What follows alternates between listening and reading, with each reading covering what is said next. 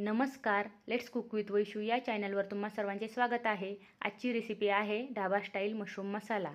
इथे मी पाव kilo mushroom घेतले आहे।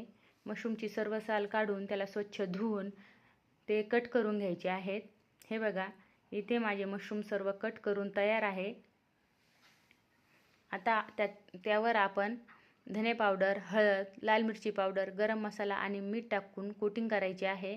नंतर कढईमध्ये तेल टाकून मशरूम छान परतून घ्यायचे आहे। त्याला पाणी सुटते 2 मिनिट मशरूम शिजवून घ्यायचे आहेत। आता आपण वाटण तयार करू। कढईमध्ये तेल टाकून कांदा भाजून घ्यायचा आहे। मिक्सरमध्ये भाजलेला कांदा, टोमॅटो, आलं, लसूण आणि 7-8 भिजलेले काजू टाकून त्याची पेस्ट बनवायची आहे।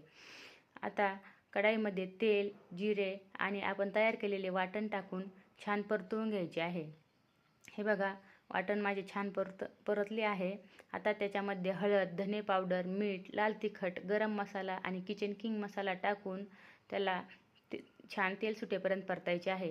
तेल सुटल्यानंतर त्याच्यावर थोडंसं पाणी टाकायचं आहे आणि ग्रेव्ही छान शिजवून घ्यायची आहे।